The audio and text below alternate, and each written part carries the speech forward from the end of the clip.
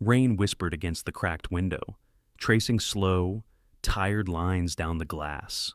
Sarah Bennett stood in the doorway of her small apartment, one hand gripping the handle of a scuffed old suitcase, the other clutching her eviction notice.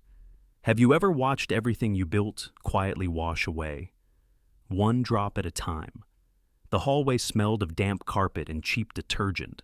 Someone upstairs was arguing about rent again. Down the street, a bus groaned past, splashing through puddles as if mocking her silence.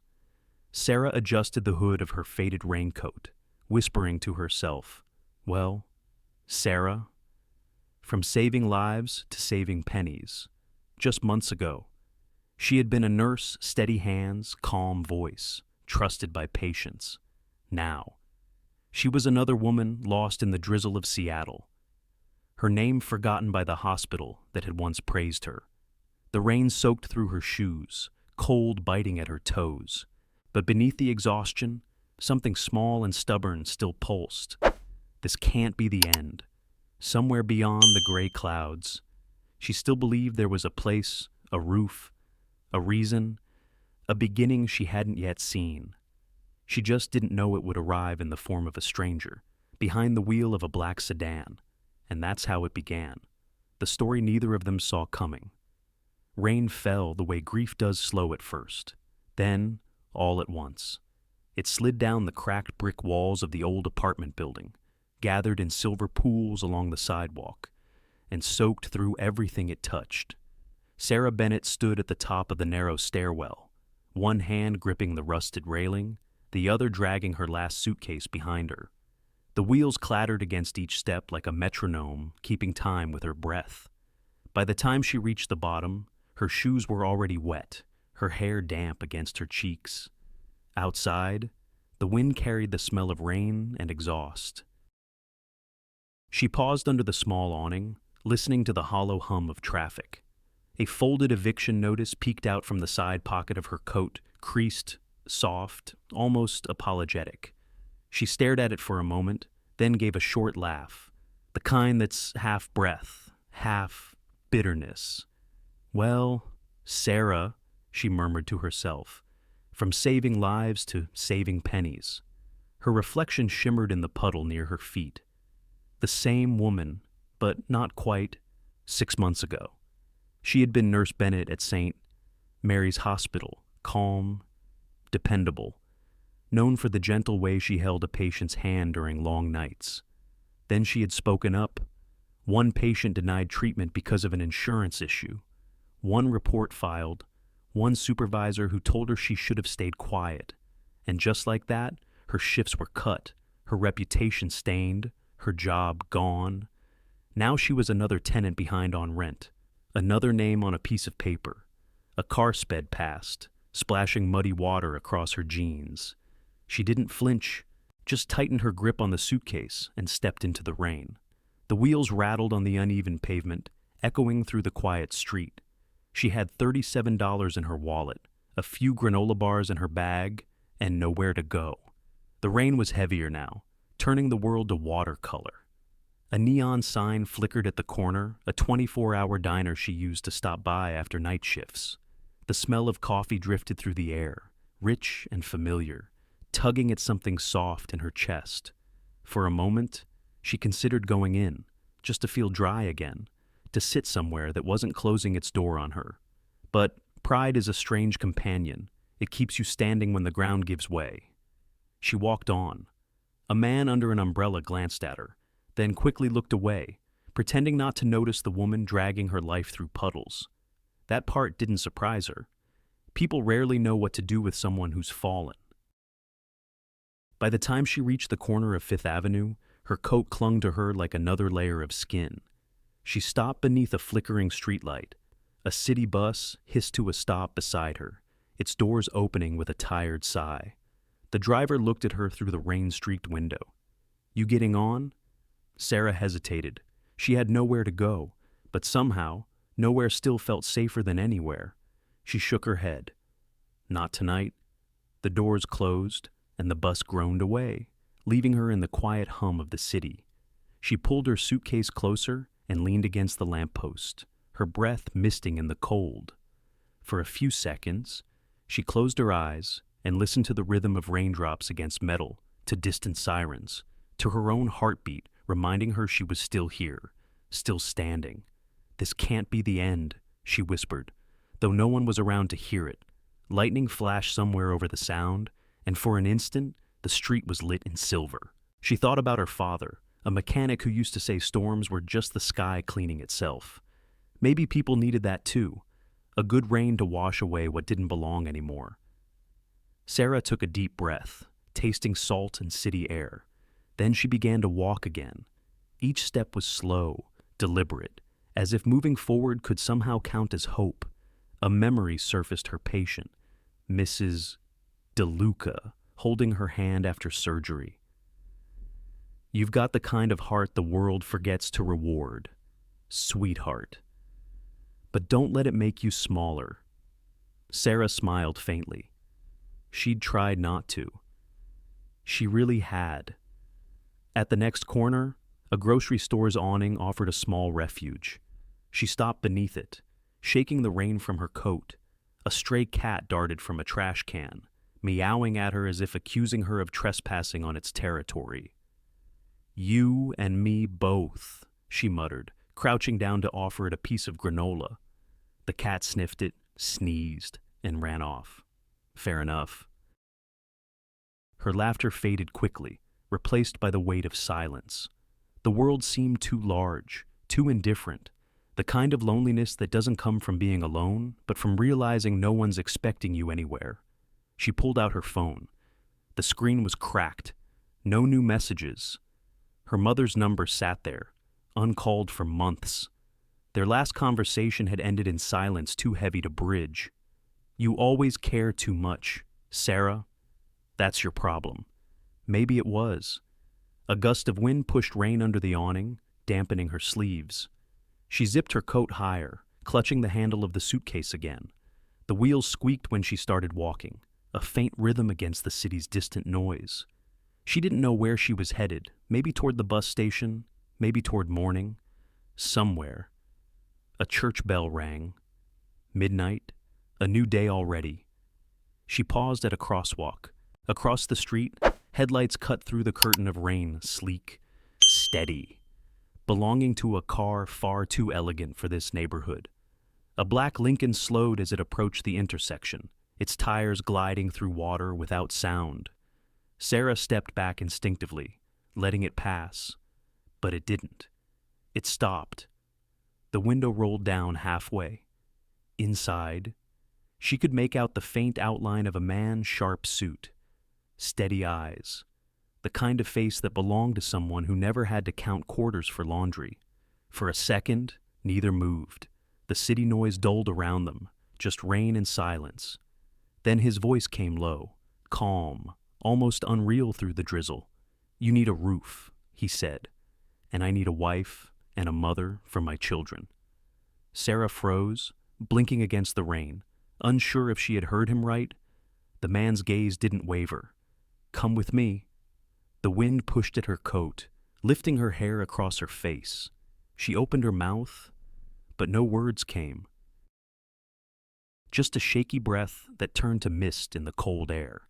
Pride battled with exhaustion, common sense with survival. In another life, she would have laughed. But this wasn't another life. This was hers, rain-soaked, cornered, tired, and standing on the edge of something she couldn't yet name. She took one small step closer to the car. The headlights glimmered off her soaked suitcase. For the first time that night, she stopped shaking, somewhere deep inside her. A quiet voice whispered again, "This can't be the end." And just like that, under the steady fall of Seattle rain, Sarah Bennett's story began to turn. The rain had softened, turning from sharp needles to a slow whisper. Streetlights shimmered on the wet asphalt, and the black sedan still idled at the curb, engine humming low like a secret. Sarah stood there, half shivering, half stunned, staring at the man behind the wheel. The window was halfway down, his voice steady, deep, not cruel but certain, still echoed in her mind. "You need a roof, I need a wife and a mother for my children. Come with me." She blinked at him, water dripping from her lashes. "Is that supposed to be a joke?" "No," he said simply. "It's a proposal." There was something in the way he said it, plain, without flourish, as if he were offering her a contract instead of a miracle. The man looked mid-40s, maybe a little older. His suit was dark, sharp even under the rain. His tie loosened just enough to suggest exhaustion, not carelessness. His face held the kind of calm that came from power, but his eyes looked tired. The kind of tired that sleep doesn't fix. Sarah's fingers tightened on the suitcase handle. "You don't even know me." "I know what I need," he replied. Then, softer. "And I think you do too." For a moment, she almost laughed. A man in a black car offering shelter to a soaked stranger on a Seattle street. This was the sort of story her mother would have warned her about. But behind the disbelief, there was a pull, not attraction, not yet, but something quieter, the kind of curiosity that flickers when life stops making sense. She looked down at her shoes, at the muddy water gathering around her ankles. "You think I'd just get in a stranger's car because I'm wet and broke?" He met her gaze without blinking. "No, I think you'll get in because you're out of choices." The words hit harder than she expected. Pride rose in her throat like a defense she couldn't afford. "I've survived worse nights." He nodded once. "Maybe, but you don't have to survive this one alone." The wind shifted, carrying the faint scent of leather and rain from inside the car. The city felt distant, suddenly sirens muffled, lights blurred. It was just her and this impossible man in the middle of an empty street. Sarah took a small step back, trying to think. The hospital, the bills, the landlord's sigh when he handed her the notice. Every door she'd knocked on, closed. "What's your name?" she asked finally. "Michael Hawthorne?" She frowned. "That sounds expensive." His lips curved, just barely. "It used to be." "Not tonight." He gestured toward the passenger seat. The interior light came on, warm and soft. A small pocket of safety in the gray drizzle. Sarah hesitated, her breath fogging in the cold. "You really need a wife. I need someone my sons can look at without seeing pity," he said quietly. "They've seen enough of that?" Something in his tone made her chest tighten. It wasn't manipulation. It was truth, stripped bare. She thought of her own emptiness, the kind that comes from being unseen. Maybe loneliness recognized its reflection. "Why me?" she asked, almost a whisper. Michael's gaze didn't move, "Because you didn't walk away when you could have." She wanted to argue, but she couldn't. There she was, still standing in the rain, still listening. Lightning flickered again in the distance. Sarah rubbed her arms, feeling the chill creep deeper into her bones. The idea was insane, borderline dangerous, but so was the silence waiting for her if she refused. She thought about the motel she couldn't afford, the long stretch of night ahead, pride or survival. Sometimes they don't fit in the same suitcase. She let out a shaky laugh.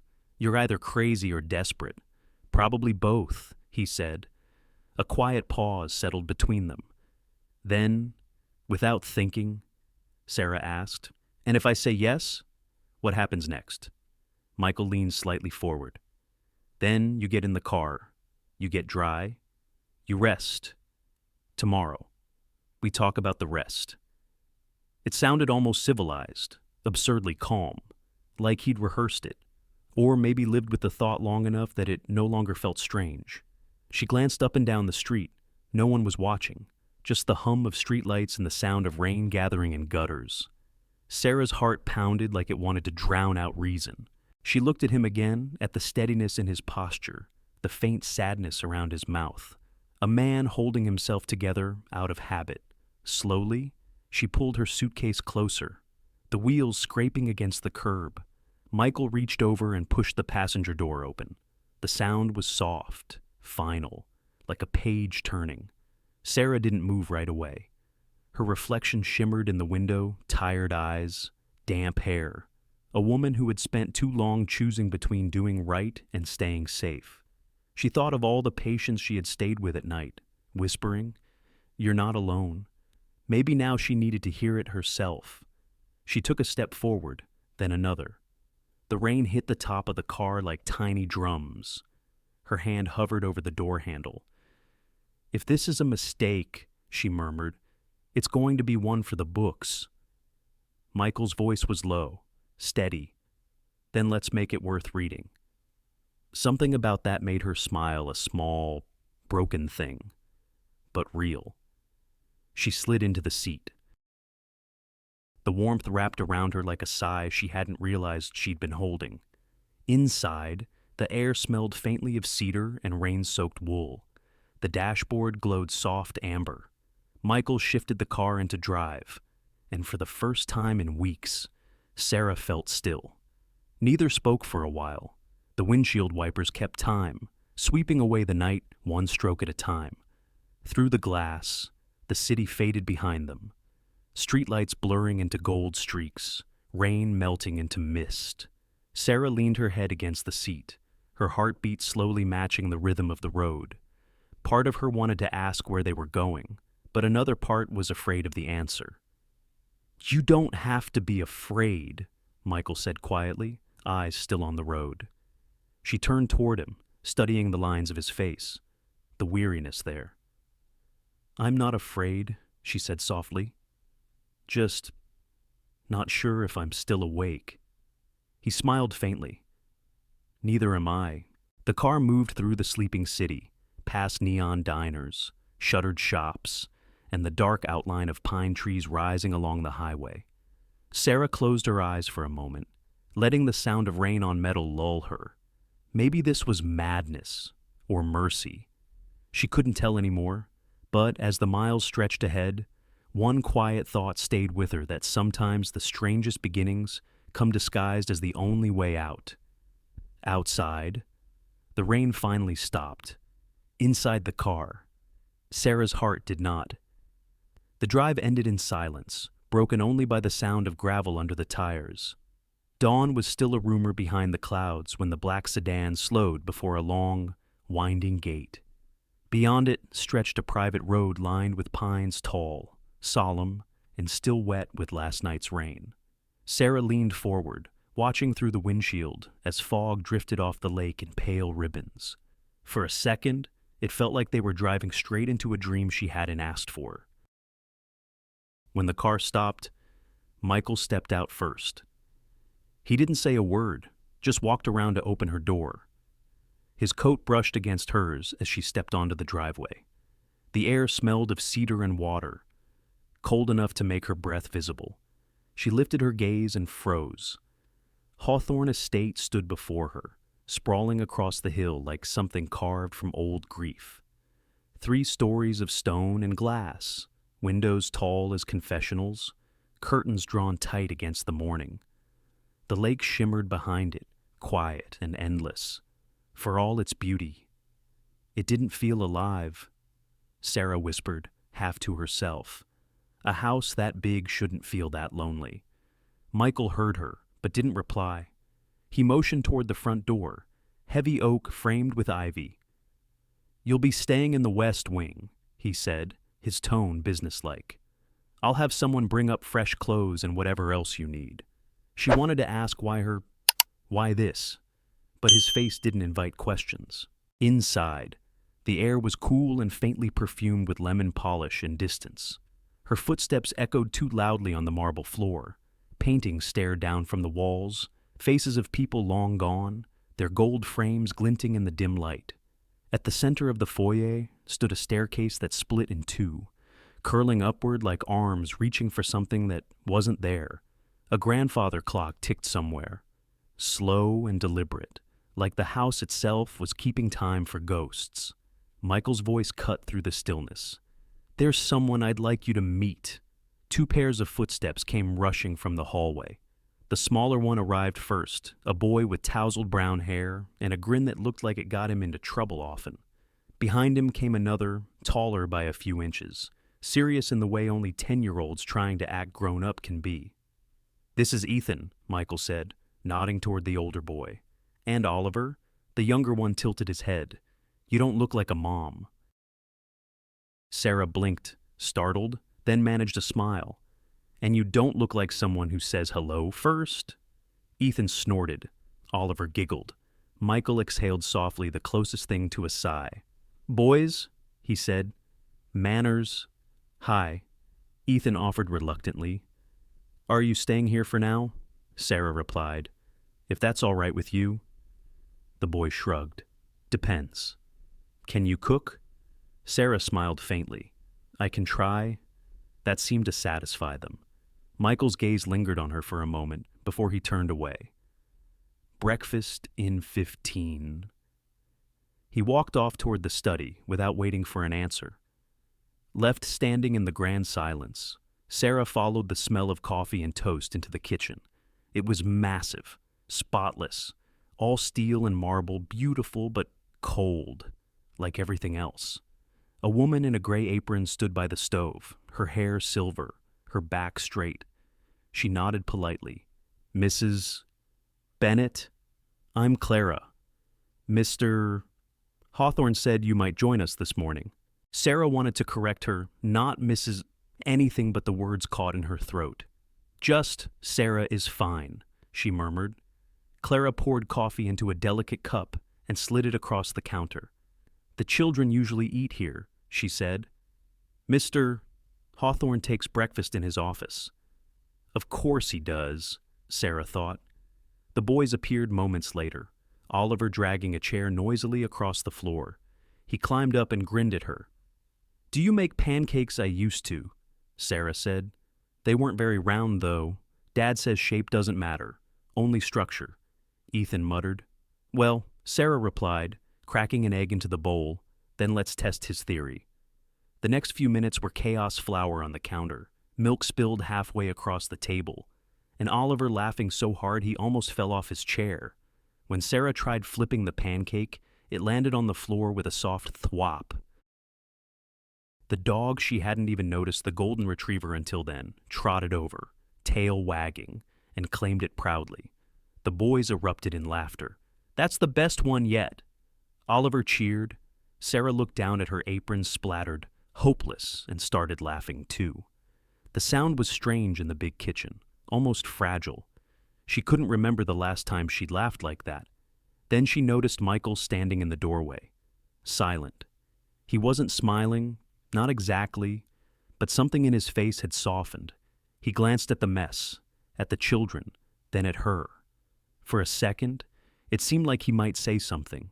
Instead, he just nodded slightly and turned away. The laughter faded. The boys returned to their plates, whispering about syrup and dogs and who got the biggest piece. Sarah wiped the counter, her heart unexpectedly full and heavy at once. Later, as she carried the dishes to the sink, she caught a reflection in the window, the lake outside, wide and glassy, the morning sun breaking through a crack in the clouds. Everything glimmered for just a moment, like the world was remembering how to be gentle. She stood there quietly, letting the warmth of the cup seep into her fingers. The house creaked faintly as if exhaling after years of holding its breath. Ethan appeared beside her, tugging at her sleeve. "You made Dad look at us again," he said simply, then ran off before she could ask what he meant. Sarah turned back to the window. The fog was lifting over the lake, slow and delicate. Somewhere in the house, the clock struck 9. She whispered, mostly to herself, a house that big shouldn't feel that lonely. Outside, a single ray of light touched the water, breaking the reflection into gold. Inside, the silence waited no longer empty, just expectant. Morning light poured gently through the tall windows, the kind of light that softens sharp edges. Sarah stood in the kitchen, hair tied back, wearing an apron 2 sizes too big. A thin curl of smoke rose from the skillet in front of her. She waved it with a spatula that had clearly seen better days. "Okay," she said out loud, to no one in particular. Round 2. The first pancake sat on the counter like a burnt offering. The second wasn't doing much better. Somewhere behind her, claws clicked against the floor. Daisy, the golden retriever, had made it her personal mission to supervise breakfast. Sarah glanced over her shoulder. "Don't look at me like that. You're judging." Daisy wagged her tail in firm agreement. From the hallway came the sound of running feet and laughter. The boys burst into the kitchen. Ethan, with bed hair and a determined look, and Oliver, still half wrapped in a blanket like a superhero cape. "It smells weird," Oliver announced. "Like camping." "That," Sarah said, flipping the pancake with exaggerated pride, "is the smell of culinary experimentation." Ethan climbed onto a stool, eyeing the charred edge of the pancake. "It's smoking." "Exactly. Adds character," Daisy barked once, as if voting against it. Within minutes, the kitchen was a battlefield of flour and sticky fingers. Oliver poured too much syrup. Ethan tried to help by adding chocolate chips and somehow spilled half the bag. The laughter bounced off the tiled walls, and for the first time, the house didn't feel like a museum. When Sarah finally sat down, her hair a mess and her apron covered in batter, both boys were giggling so hard they could barely eat. "You're worse than Dad," Ethan said between mouthfuls. "He burned toast once and banned himself from the kitchen." "Oh, so the bar's low." "Perfect," Sarah said. For a moment, the laughter carried something warm through the air, something that felt like belonging. She caught herself smiling without meaning to. It felt new. Later that morning, while cleaning up, Ethan stayed behind, drying dishes with the serious focus of someone trying to impress. "Dad doesn't laugh much anymore," he said suddenly. Sarah glanced at him, unsure if he was talking to her or to the sink. "Not since Mom." The name hung in the air like a delicate thread. Sarah didn't move. "She passed away." Ethan nodded. "Car accident. 3 years ago?" Oliver's voice came from the doorway. "Dad doesn't talk about her." Sarah turned, wiping her hands on a towel. The boys' faces were quiet now, the brightness gone. She wanted to reach out, to say something right, but there wasn't a right thing, only truth, and that was often too heavy for mornings like this. "Then maybe you can tell me about her," she said gently. Ethan hesitated. Then, in a small voice, he said, "She used to make pancakes on Sundays." Sarah smiled softly. "Ah, so that's why mine had to fail first." Oliver giggled. Ethan almost smiled. It was small, but it was enough. That afternoon, Sarah found them outside trying to build a treehouse from what looked like random planks of wood. She joined in, not as a leader, but as a co-conspirator. The hours passed in sawdust and sunlight. When Oliver dropped a nail, she made a game of finding it before Daisy did. When Ethan frowned at the crooked roof, she whispered, "Perfection's overrated. Besides, no one can see it from the sky." By the time the sun dipped behind the trees, their hands were dirty, their faces flushed with laughter. Inside the house, she taught them how to fold laundry badly, but together, and turn chores into competitions. Whoever matched the most socks got the biggest cookie. Ethan won every time, but still pretended Oliver had a chance. From the hallway, Michael sometimes paused to watch. He never stepped in, just lingered quietly, one hand resting on the doorway. His expression unreadable, caught somewhere between gratitude and hesitation. At dinner, the boys talked nonstop about school, about Daisy stealing Ethan's homework, about Sarah's pancake disaster. Michael listened, a ghost of a smile flickering now and then, but his eyes kept finding Sarah. Not long, not boldly, just a glance, like checking if she was really there. When the meal ended, he stood abruptly. "Good night." His chair scraped lightly against the floor. Sarah looked up, unsure whether to reply or let him disappear back into his silence. She chose the latter. That night, after the house went still, Sarah wandered the hallway. The moonlight cut pale paths across the marble floor. She passed the boys' rooms, soft snores, and the faint rustle of blankets and smiled. For the first time since arriving, she didn't feel like a guest, more like someone allowed to stay until morning. Then she heard it, faint at first, like a whisper through the walls. Notes, low and trembling, coming from somewhere down the hall. A piano. She followed the sound, her bare feet silent on the floor. It led her to a room at the far end of the corridor. The door was slightly ajar, a sliver of light spilling onto the carpet. Michael sat at the piano, his back to her. The melody was slow, broken in places, like a conversation with someone who no longer answered. Sheet music lay open, but he wasn't really reading it. He played by memory, by ache. Sarah leaned quietly against the doorframe. The song filled the room and then seemed to fall apart in his hands. He stopped, pressing his palms against the keys as if to hold something that kept slipping away. For a moment, he didn't look like the man in the black sedan. He looked human, fragile, lonely, real. Sarah wanted to step inside, to say something, anything, but she didn't. Some griefs don't need witnesses. They just need space to breathe. She turned away softly, the last note lingering behind her like a sigh. Back in her room, she sat by the window, the moonlight catching the faint reflection of the lake below. The house was silent again, but not the same kind of silence. This one carried music that hadn't quite faded. Somewhere in that stillness, Sarah realized she wasn't the only one trying to remember how to live again. And for the first time, she whispered to the dark, "Maybe this is how it begins." The house was quiet that afternoon, the kind of quiet that has weight to it, like dust settling after a long sigh. Rain tapped softly against the tall windows of the West Hall while Sarah wandered aimlessly, a mug of half-finished tea cooling in her hands. She had meant to take it back to the kitchen, but curiosity, that small and dangerous thing, led her elsewhere. She'd been in the house for nearly 2 weeks, long enough to know which doors were open and which stayed locked. But today, one of those locked doors stood ajar just slightly, enough for a thin line of light to spill across the hallway floor. Her fingers hesitated on the knob. She knew she shouldn't. Still, something in that quiet light drew her closer.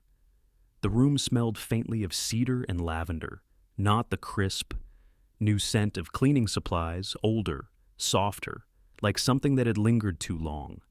The curtains were half drawn, and dust motes floated in the golden light that filtered through.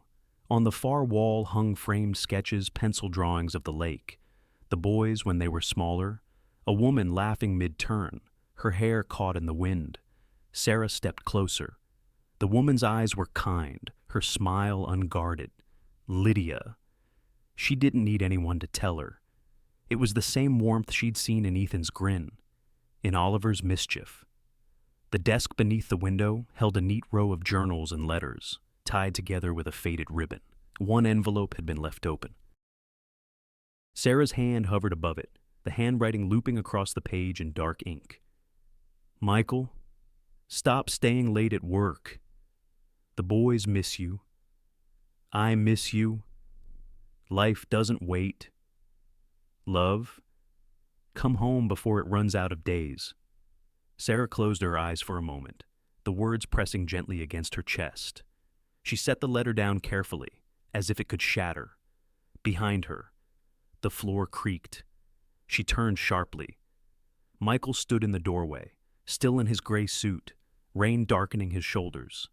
For a heartbeat, neither spoke. "I'm sorry," she began quickly. The door was open. "And I." His tone was even, but his jaw tightened. "This room isn't for visitors. I didn't mean to." He stepped further inside, closing the door behind him.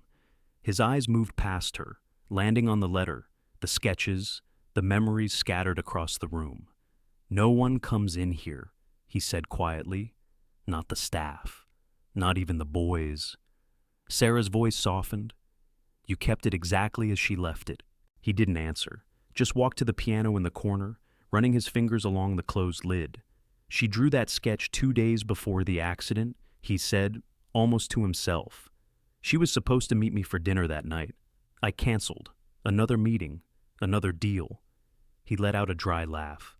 "I was on a call when the hospital rang. The rain outside thickened, blurring the glass." Sarah stood still, her heart heavy for him, for the hollow years that must have followed. "You blame yourself," she said quietly. Michael's eyes flicked to her. Sharp. "Wouldn't you?" She hesitated, choosing her words like stepping stones in deep water. "I think guilt makes us believe we're honoring someone, when all we're doing is keeping ourselves buried with them." He turned, his expression unreadable. "What did you say?" "You're not keeping her memory alive," she said softly. "You're keeping yourself buried with her." The words hung in the air, fragile and honest. For a moment, he looked like he might break. Then his gaze dropped, his hands tightening on the edge of the piano. "I don't know how to do anything else," he whispered. Sarah took a step closer, her voice barely above the sound of rain. "Maybe start small. Let the boys talk about her. Let her exist in their laughter again, not just in this room." He exhaled slowly, the sound raw, like a confession. "They think I don't care, but I can't talk about her without feeling like I'm failing her all over again." "You're not failing her." "Michael," Sarah said gently, "you're failing yourself by pretending pain is loyalty." He looked up at her then, and something shifted, something quiet but real. The distance between them wasn't gone, but for the first time, it didn't feel impossible. Outside, thunder rolled low across the lake. The air between them felt charged, not with anger, but with something closer to truth. Michael ran a hand through his hair, letting out a tired breath. "When she was alive," he said, "she used to play the piano after dinner, the same song every night until the boys fell asleep. I used to think it was repetitive. Now I'd give anything to hear it again." Sarah's voice softened even more. "You played it last night." He blinked, startled. "You heard I did." He looked at her then, really looked past the surface, past the rain, past the awkward beginning of whatever this strange arrangement was. "You shouldn't have had to hear that." "I'm glad I did," she said. "It means there's still music left in you." For a moment, neither spoke. The only sound was the rain slipping down the window and the faint tick of the clock on the mantel. Then, quietly, Michael said, "You have a way of saying things that hurt and heal at the same time." Sarah smiled faintly. "Occupational hazard. Nurses learn to do that." He almost smiled. Almost. "I forgot you were one." "I didn't," she said, eyes soft. "It's what keeps me remembering how to care, even when it's complicated." Michael turned back toward the window, watching the gray sky reflected in the lake. "You should go," he said gently. Not coldly this time, just weary. "This room doesn't like to share its ghosts." Sarah nodded, setting the mug she still held on the piano. Before leaving, she looked once more at the sketches on the wall, the laughter frozen in pencil and light. At the doorway, she paused. "You don't have to forget her, Michael," she said softly. "Just stop living like you died with her." He didn't reply, but when she closed the door behind her, the sound of rain didn't seem so heavy anymore. That night, as Sarah lay awake, she thought about the room, the letter, and the man behind those walls. Somewhere deep in that silence, something had begun to crack, not enough to fall apart, but enough for light to find its way in. And for the first time, she wondered if healing sometimes sounded like a door finally left open. The first thing Sarah noticed that morning wasn't the rain or the quiet. It was laughter. Real, bright, unrestrained laughter. It spilled through the hallways like sunlight through dusty windows. Unfamiliar and beautiful. She followed the sound to the living room, still tying her robe, and stopped at the doorway. Ethan and Oliver were in the middle of an epic pillow fight. Feathers everywhere like a snowstorm that had lost its mind. Daisy barked in circles, thrilled by the chaos. Sarah leaned against the doorframe, smiling. You boys planning to redecorate or just destroy the evidence? Oliver froze, a pillow half raised, grinning with the guilt of someone caught mid-crime. Ethan, the strategist, recovered faster. Technically, we're cleaning, he said. We're just starting from the top. Sarah laughed, shaking her head. Nice try. You two grab the vacuum. I'll find where Dignity went. As the boys scrambled to obey, she turned to find Michael standing a few steps behind her. No suit today, just a gray sweater and jeans. He looked almost human in the soft morning light, less like a CEO and more like a man learning how to breathe again. I thought this house was allergic to noise. She teased. His lips twitched. Consider it an experiment. She crossed her arms. You mean chaos management? Something like that? He said. They stood there for a moment, side by side, watching the boys. Ethan was vacuuming in exaggerated circles while Oliver danced behind him, pretending the cord was a lasso. Daisy barked approval. The air was alive in a way the house hadn't known in years. Sarah glanced at Michael. You should try it sometime. He raised an eyebrow. Vacuuming, laughing, she said, eyes soft. He looked away, but there was a faint smile, quick, uncertain. But there, by afternoon, the house had transformed. The smell of cinnamon and pancakes drifted from the kitchen.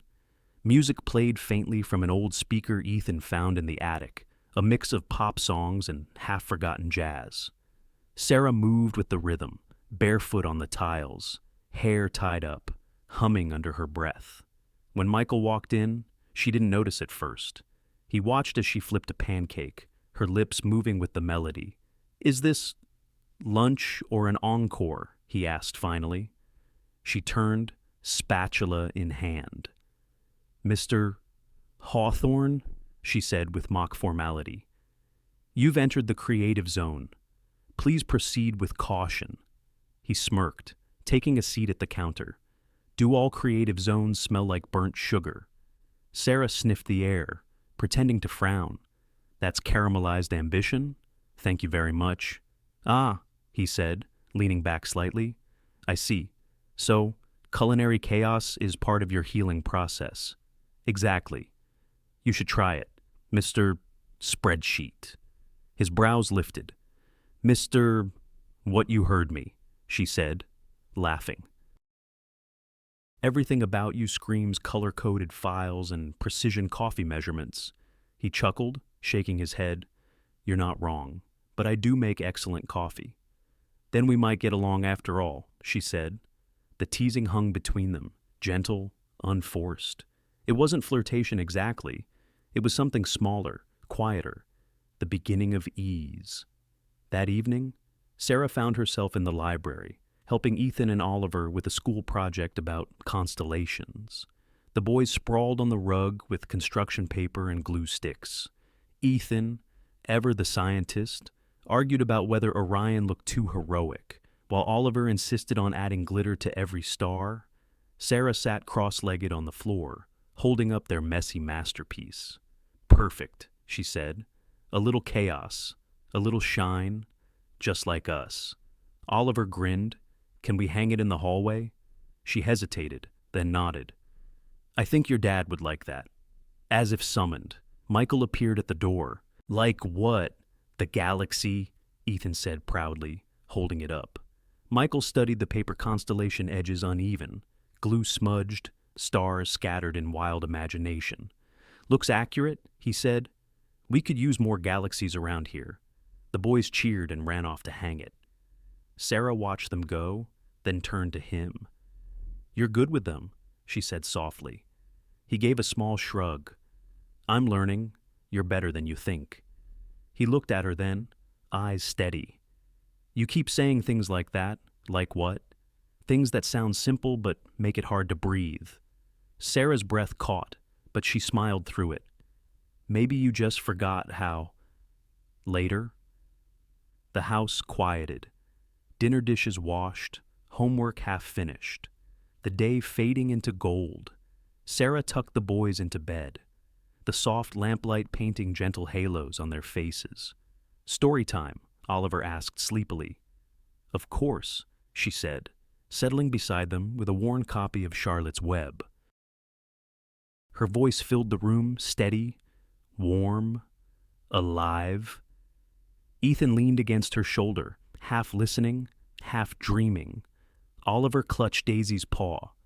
She read softly, "You have been my friend," replied Charlotte. "That in itself is a tremendous thing." Her voice trembled just a little on the last line. The boys didn't notice. They were already drifting toward dreams. When she closed the book, she glanced toward the doorway and froze. Michael stood there, one hand on the frame, watching. The lamplight caught the edge of his face, softened the hard lines. For a moment, he didn't move. "Just listened," Sarah whispered. "Sorry. I didn't mean to." He shook his head. "Don't stop." She smiled faintly. "They're asleep." "I know." His gaze lingered on the boys, then on her. Something unspoken passed between them, an understanding without words, the kind that doesn't need explaining. When she rose to leave, he stepped aside, letting her pass. Their shoulders brushed barely, like a spark against the dark. Down the hall, she heard him laugh quietly, the sound small and disbelieving, as if he'd forgotten how it felt. For the first time in years, the house wasn't echoing. It was breathing, and somewhere deep inside its walls, life had begun again. It began with the sound of heels sharp, certain, echoing down the marble hallway like a metronome of confidence. Sarah was in the kitchen with Oliver, teaching him how to measure flour without turning the counter white. When the noise made her look up, it wasn't the sound of Clara's careful steps or the boys' running feet.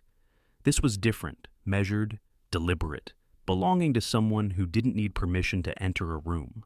Moments later, the voice followed, smooth, polished, the kind of voice that filled space easily. "Michael Hawthorne," it said from the foyer. "You really should answer your phone. Some of us have lives that move faster than your calendar." Sarah froze, spoon in hand. Michael's reply came from the hall. Lower, controlled. "Catherine, what are you doing here?" She couldn't see them from where she stood, but she didn't need to. She could picture the scene, his straight posture, her perfect composure, two people who spoke the same fluent language of success. Oliver tugged her sleeve. "Who's that?" "An old friend, I think," Sarah said softly, when she finally stepped out to bring the boys their snacks. Catherine Miller was already in the living room, standing like she owned the place, tall, poised, every detail of her chosen pearls, red lipstick, a beige coat that probably cost more than Sarah's rent had ever been. She turned with a smile too bright to be kind. "And you must be—" "Sarah," she replied, meeting her gaze evenly. "I live here. Of course you do." Catherine's smile widened just a little, the kind that carried daggers. Michael always had a soft spot for charity. Michael's eyes flicked toward her sharply. "Enough! Catherine!" Sarah's pulse jumped, but she forced herself to stay calm. "I should check on the boys," she murmured, though she didn't move. Catherine waved a manicured hand. "No, please, don't let me interrupt whatever domestic arrangement this is." Her gaze drifted to Sarah's apron, then back to Michael. "Although I must say, I didn't expect you to remarry so soon." Michael's expression didn't change, but the air around him cooled. "You didn't come here to gossip." "No," Catherine said, walking slowly toward the window. "I came to talk business. Your PR firm needs a human face again, and your board is tired of the widower routine. Investors are whispering. You can't hide behind grief forever." Sarah felt her chest tighten. She wasn't supposed to hear this, but the words pierced anyway. The widow routine. That's what they called it. Michael exhaled. "This isn't the time." "When is it?" Then Catherine turned, her tone softening. "You used to let me help you. You trusted me once." Her eyes flicked briefly to Sarah. "Is this your idea of moving on?" He didn't answer. The silence that followed was thick. Sarah broke it by stepping back toward the kitchen. "Excuse me," she said quietly, though her hands were trembling. She left before she could see Catherine's smile of quiet victory. Outside, the afternoon light bled gold across the lake. Sarah walked the edge of the garden, breathing the cold air, trying to steady herself. She didn't belong in that conversation, or maybe, she realized, She didn't belong in this house at all. She thought back to the night she arrived, how desperate she'd been, how she told herself it was just a roof, a temporary arrangement, a pause before the next chapter. But now there were the boys, their laughter, the way Oliver reached for her hand when he crossed the yard, the way Ethan's face softened when she read aloud. Somewhere between the pancakes and the bedtime stories, she had stopped pretending she didn't care. And Michael. He was changing too. The quiet man behind those walls had started to come alive again. He had smiled, really smiled, and she'd let herself believe she had something to do with that. But Catherine's words lingered. You can't hide behind grief forever. Maybe that was true for both of them. She sat on the garden bench, watching ripples spread across the lake. I came here for shelter, she whispered, not to fall in love. The wind didn't answer, but the ache in her chest did. That evening, the house felt different, too polished, too still. Catherine stayed for dinner. Of course she did. Michael, always the gentleman, couldn't refuse. The boys were confused, whispering questions Sarah couldn't answer. Catherine fit seamlessly at the table, her laughter effortless, her stories sharp and shining. She talked about board meetings, charity galas, European investors. Every sentence was a reminder of the world Michael belonged to, and Sarah didn't. At one point, Catherine leaned close to him, her perfume cutting through the scent of roasted herbs. You remember Geneva, don't you? She asked softly. That night after the launch party, Michael stiffened, setting down his glass. That was a long time ago. Sarah pretended to focus on Oliver's plate, though her throat felt tight. Dinner ended quickly after that. The boys retreated to their rooms. Catherine offered one last polite smile. Think about what I said, she told Michael. Your company and your reputation depend on it. Then she was gone, leaving behind the faint scent of roses and tension. Sarah stood by the sink, washing dishes she didn't need to wash. The water ran too hot, her hands raw under it. She didn't hear Michael enter until he spoke. Don't listen to her. She didn't turn around. She's not wrong, though. I'm not part of your world, You're part of this house, he said quietly. For now, she murmured, until the roof stops leaking or the boys stop needing bedtime stories. He took a step closer. Sarah. She turned then, finally facing him. You don't have to explain, she said, forcing a smile. We made a deal. Remember? Something flickered in his eyes. Pain, maybe, or something dangerously close to tenderness. That's not what this is anymore. She wanted to believe him. God, she did. But the image of Catherine's confident smile kept replaying in her mind. Good night, Michael. She left the kitchen before he could say anything else. In her room, the rain began again soft at first, then heavier, tapping against the window like a restless thought. Sarah sat by the glass, pulling her knees close, watching the lake blur in the dark. She thought of the boys, their laughter still echoing faintly down the hall. She thought of Michael, and the way he'd looked at her earlier, half a question, half a confession he couldn't yet say. And she thought of Catherine, perfectly composed, perfectly sure. Outside, the world shimmered in shades of gray. Inside, Sarah whispered to herself, I came here for shelter, not to fall in love. But her heart already knew some storms don't destroy you. They just show you what you were meant to feel all along. And somewhere downstairs, she heard a door close, quietly, carefully, as if someone, too, was afraid to let the past all the way in. The storm began long before the rain. It started with the glint of crystal glasses, the hush of polite conversation, and the quiet thrum of tension under the chandeliers. The Hawthorne dining room had never looked more alive, candles flickering across silverware, laughter bouncing off marble, the scent of rosemary and wine weaving through the air. Sarah stood near the end of the long oak table, the soft fabric of her navy dress brushing against her knees. It wasn't a gown she'd borrowed it from Clara, the housekeeper, but it felt right. simple and steady. Michael was across from her, composed as ever, the perfect host among foreign investors from Tokyo. His voice carried calm authority, his gestures measured, yet every now and then she caught his eyes flicking toward her small glances that anchored her in the swirl of sophistication. Catherine was there too. Of course she was, draped in red, sharp and shining like a blade disguised as silk. She sat beside Michael, her laughter a little too loud, her hand brushing his sleeve when she didn't need to. Sarah told herself it didn't matter, that she didn't care, that this was his world, not hers. But her fingers betrayed her, tightening around her glass each time Catherine leaned closer. One of the investors, Mr. Tanaka, smiled warmly at Sarah. Mrs. Hawthorne, he said, in the kind, deliberate tone of someone who meant no harm. Your husband speaks highly of your kindness. The children? Yes. Sarah blinked, startled. Oh, yes, she managed. Her accent of surprise made a few guests smile. They're wonderful boys. Smarter than both of us, I think. Laughter rippled lightly around the table. Michael's eyes softened. That's true, he said. Catherine tilted her head. How charming, she murmured. And so modern, raising a family built on unconventional beginnings. The room stilled, just a fraction. Sarah could feel her cheeks warm.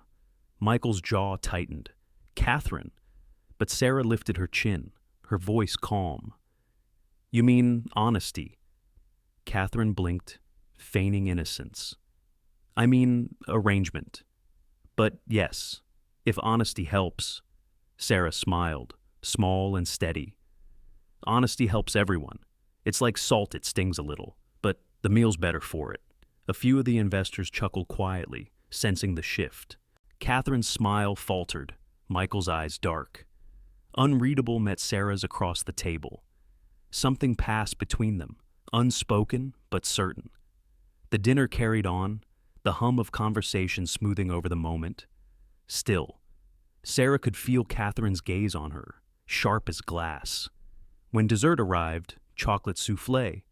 Rich and trembling, Catherine leaned back in her chair, swirling her wine. So, tell me, Sarah, she said lightly, what's it like being married to a man like Michael? He's not exactly ordinary. Sarah's fork paused midair. Neither am I.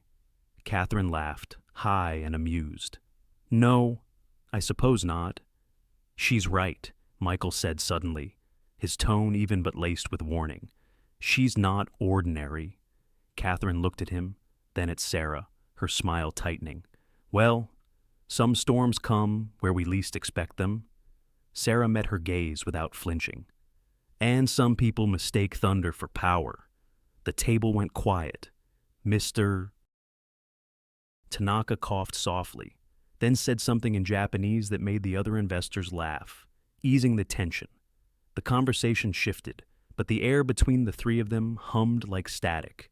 When the dinner ended, guests began to rise, bowing politely and thanking Michael for his hospitality. The rain had started outside, soft but steady, tapping against the tall windows. Catherine lingered by the doorway, pulling on her red shawl. You've changed.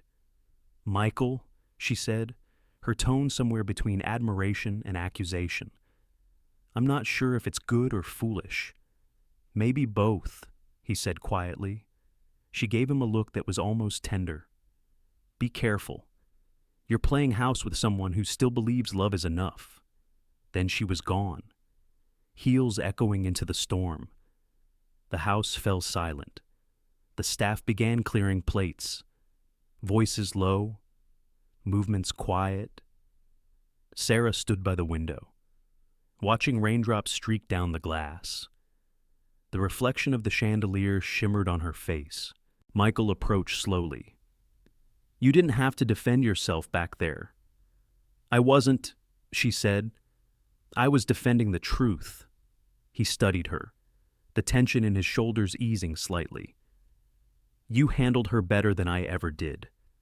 I wasn't trying to handle her, Sarah replied. just trying not to drown. Michael's laugh came soft and unexpected. You swim better than you think. She turned to him, heart pounding. I didn't come here to be part of this, your world, your past. I know. His voice dropped lower, almost a whisper. But you are now? Something in the air shifted. He took a small step closer, the space between them shrinking until she could feel the warmth of him, faint but undeniable. Michael. But before she could say more, he leaned in and kissed her. It wasn't careful or planned. It was the kind of kiss that happens when silence becomes unbearable, sudden, human, real. His hand found her face, his thumb brushing away the tears she hadn't realized had fallen. When he pulled back, the room felt different, the air thicker, the rain louder. Sarah stood there, breathless, her fingers trembling. You shouldn't have done that, she whispered. I know, he said softly, but I don't regret it. Lightning flashed outside, reflecting off the glass. For a heartbeat, everything felt suspended the storm, the truth, the fragile thing blooming between them. She stepped back, her voice barely holding steady. You broke the deal. He looked at her, quiet but sure. Maybe it was never meant to stay unbroken. The thunder answered for her, low and rolling. Sarah turned away, staring out at the rain, her reflection blurred in the window, half real, half memory. He broke the deal, she murmured to herself, her pulse still racing. And maybe my heart. Outside, the storm finally gave way, rain falling harder, like the sky had been waiting to let go. It began with a headline, sharp, merciless, and colder than the morning rain that glazed the Hawthorne driveway. A marriage of convenience. Hawthorne's secret deal to win investors. The word spread like wildfire. Within hours, the photos followed Michael and Sarah at the dinner, smiling under chandeliers, his hand resting lightly on hers. The caption read, PR stunt or real love. By noon, the world had already decided. Reporters lined the iron gates of the estate. Cameras flashed from the roadside. Voices shouted through the rain. Mrs. Hawthorne. Did you marry for money? Michael, is this all an act? Did your late wife know you'd sell love as strategy? Inside, the house was too quiet. Sarah sat at the kitchen table, the same place where laughter had lived just days ago. Her phone buzzed endlessly, screen lighting up with notifications she didn't dare read. She had turned off the TV, but the echoes remained her face, his name, and a truth she never meant to fake. When Michael entered, his tie was loosened, eyes rimmed with exhaustion. He'd been on calls all morning, trying to contain what couldn't be contained. Who did this? She asked, voice small but steady. He hesitated. Then, quietly, Catherine. Of course. The name hung between them like smoke. She told the press the marriage was a cover. He continued, pacing, that I needed a family image to close the Japanese deal. Sarah's throat tightened, and they believed her. She was inside the circle. She knew how to make it sound real. A silence. Then Sarah whispered, maybe it was. Michael froze. Don't. Her laugh cracked, soft and bitter. We started with a contract. Michael, don't act like the world's the only one who got it wrong. He reached for her hand, but she pulled back. I can fix this, he said, the words more plea than promise. No, she said quietly, shaking her head. You can't fix what people want to believe. By afternoon, the story had twisted again. Someone had leaked the contract, a copy of the original agreement, the signatures, the conditions, a wife for appearance, a home for her. Sarah's name trended online. She was the liar, the opportunist, the woman who sold herself to a grieving man. A neighbor she barely knew left flowers at the gate then. An hour later, someone else threw them back. Ethan came home from school, quiet. Oliver cried when the older kids asked if his new mom was fake. Sarah tried to hold it together. She baked cookies. She smiled too much. Her hands trembled every time she touched the dough. When Michael came in that evening, the storm had found its way inside. "They're saying I ruined your reputation," she said, voice shaking. "That I trapped you. That I'm stop," he said sharply. Then softer. "Please." She looked at him, tears filling her eyes. "You could deny it. You could tell them it was just business." He stared at her, quiet for a long time. It wasn't. Her breath caught. "I don't care what they say," he went on. "I know what's true. But truth doesn't sell papers," she said, "and it doesn't protect the boys." That broke him a little. He pressed a hand to his face, the weight of it visible in the slump of his shoulders. "I'll call the lawyers," he said. "We'll find a way."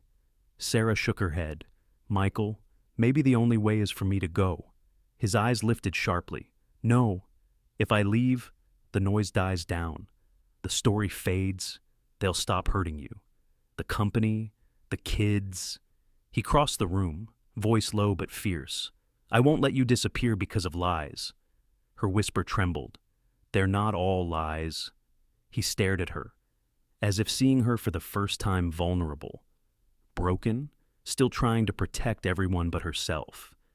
And maybe that was what love really looked like. The quiet kind that leaves when staying would do more harm than good.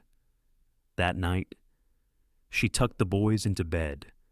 Ethan clung to her arm, refusing to let go. "Mom," he started, then corrected himself. "Sarah, they said mean things at school. About you." Her throat burned. "People say things they don't understand." Oliver looked up from under the blanket. "Are you mad at Dad?" She smiled weakly. "No, sweetheart, never." Ethan frowned. "Then why are you crying?" She tried to laugh, wiping her cheeks, because sometimes even grown-ups get scared. Oliver sat up, reaching for her hand. "You're not leaving, right?" Sarah hesitated. The pause said everything. Ethan's voice cracked. "Please don't go." She pulled them both into her arms, holding tight. The rain pounded against the windows, thunder rolling like an old grief returning home. "I'm sorry," she whispered into their hair. "I brought this storm here. They didn't understand. Maybe that was mercy." Later, when the house was asleep, she packed quietly. The old suitcase, the same one that had carried her out of Seattle, waited by the bed. She moved slowly, folding each item as if it were a goodbye. The letter came last, just one page, words written in the small hours, in the space between courage and heartbreak. She left it on the kitchen table, beside the coffee pot. Michael would find it in the morning, when the house was still and the rain had thinned to mist. She took one last look at the living room, the books, the soft light, the half-finished puzzle on the floor.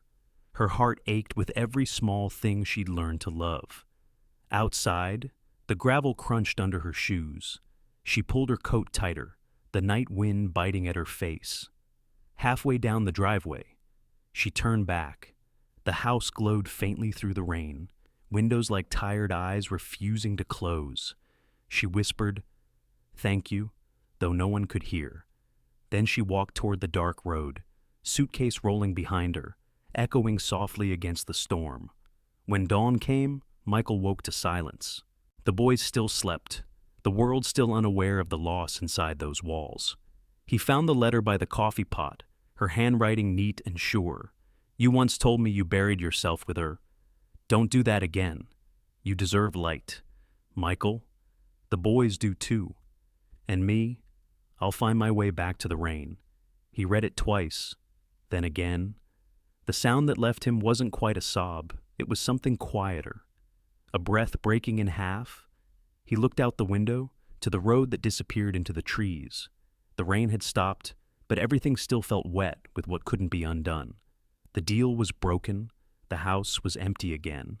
And somewhere beyond the fog, Sarah Bennett was walking away this time, not to survive, but to let someone else finally heal. Rain again. It always seemed to find her. Outside the small motel window, the parking lot shimmered with puddles. A single streetlight buzzed, flickering in rhythm with the drops.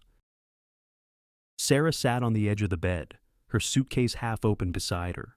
The air smelled faintly of bleach and old coffee. Somewhere in the next room, a TV murmured a late-night commercial. She watched her reflection in the window, blurred by water, ghost-like, half here, half gone. Maybe I was the storm.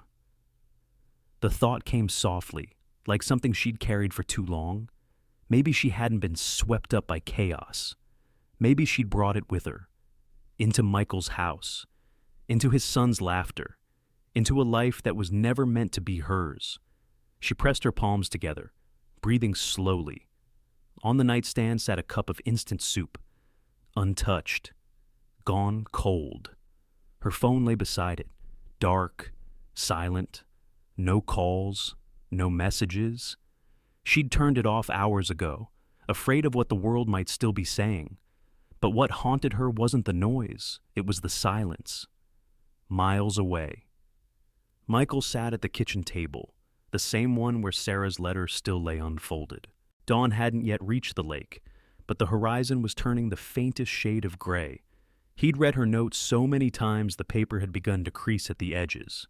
You deserve light. Michael. And me.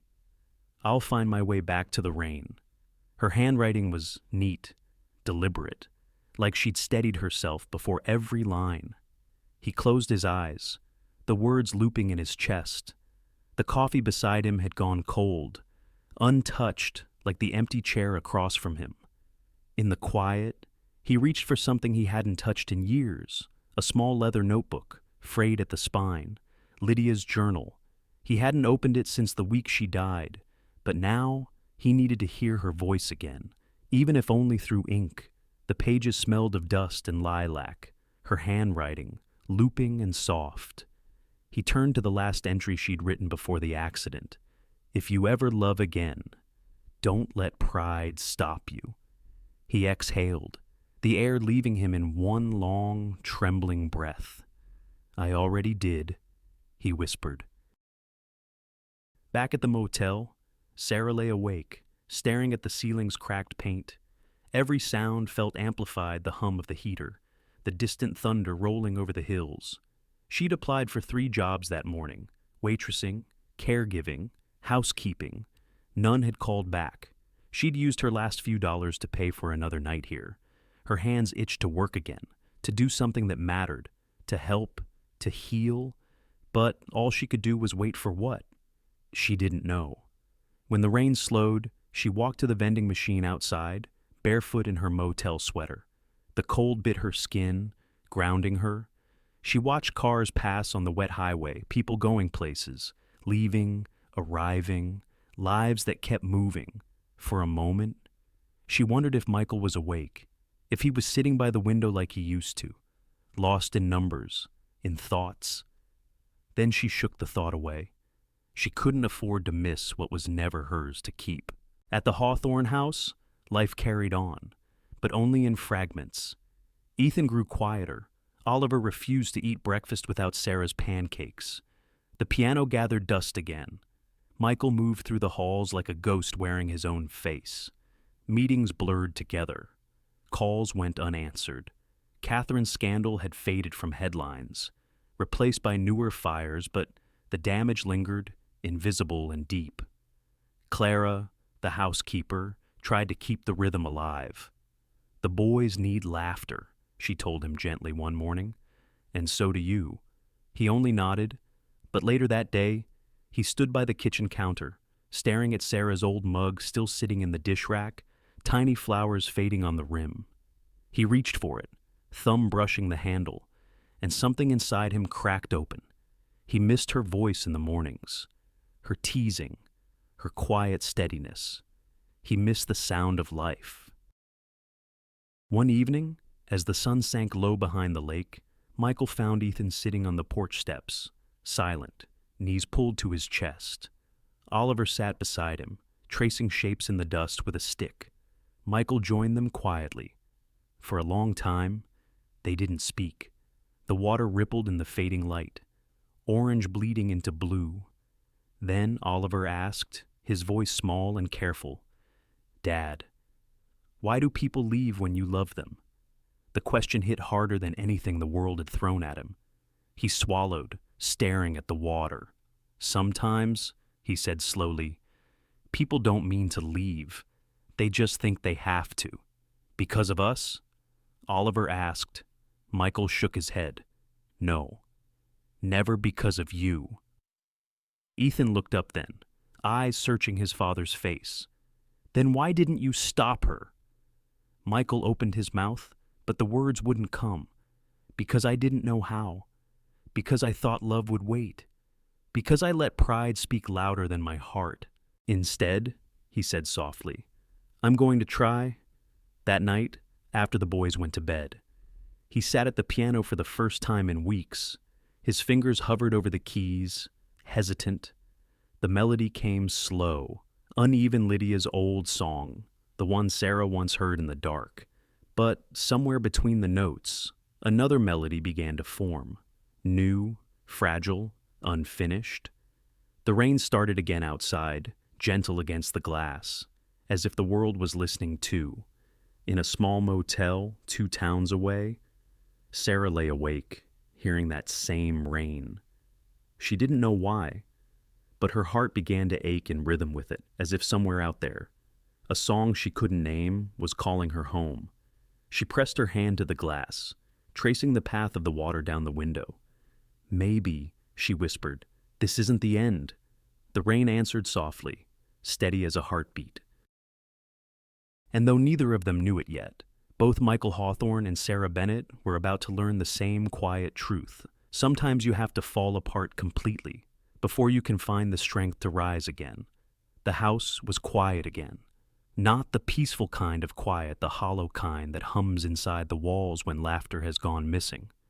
Days passed, and the silence thickened. The hallways felt longer, the rooms colder. Even the clocks seemed to tick slower, as if the house itself was mourning. Michael tried to keep the rhythm of their lives. Breakfast at 7, school drop-off at 8, work calls by 9. But the pattern was empty, a machine running without a pulse. Ethan stopped playing piano. Oliver refused to sit at the dining table. They ate on the stairs, or not at all. One morning, Clara found broken crayons scattered across the floor of Sarah's old room. A half-finished drawing lay beside them, 2 stick figures holding hands under the words, "Come back soon."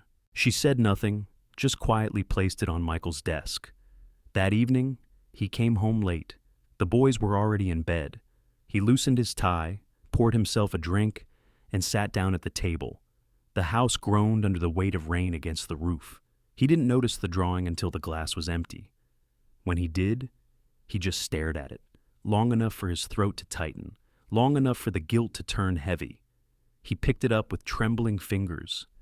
A simple picture, 2 figures, one taller, one smaller, and below them, in uneven letters, the name Sarah. He pressed the paper flat against the table. His reflection in the window looked older than he remembered. The house was supposed to protect them. Instead, it had turned into a tomb again. 2 days later, he came home early to find Oliver sitting on the kitchen counter, hands sticky with honey. The jar lay shattered on the floor. Oliver, the boy flinched. I didn't mean to. Ethan stood in the doorway, arms crossed. You weren't watching him again. Michael's voice rose before he could stop it. Enough, both of you! The echo filled the room, sharp and too loud. Oliver's lip quivered. Ethan turned away, muttering something under his breath. Michael exhaled, the anger collapsing into exhaustion. I'm sorry, he said quietly, but it was too late. The boys scattered, footsteps retreating down the hall. He stood there alone, the broken jar glinting in the light. Honey dripped slowly down the cabinet, sticky and golden, catching dust. He felt it then, the loss, the failure, the hollow echo of something he'd already lived once before. He knelt to clean the floor, the motion automatic. The cloth came away amber and sweet. The smell of honey filled the air, sharp with memory. That was when he saw it again. Sarah's handwriting on the note still pinned to the fridge, curling at the edges with time. A house without kindness is just walls. He read it once, then again, and this time, something shifted. That night, he didn't drink. He didn't answer emails. He sat in his study, the lights low. Sarah's letter spread out beside him. He remembered her voice steady, warm, never loud. The way she'd said his name, never demanding, never afraid. He remembered Lydia too, how she'd once told him love wasn't supposed to be quiet suffering. It was supposed to be a kind of courage. He'd failed both women in different ways, buried one in grief, pushed the other away with pride. He opened his laptop and stared at the blank email draft for a long time. Then he began to type, subject press conference, personal statement. The words came haltingly at first, then faster.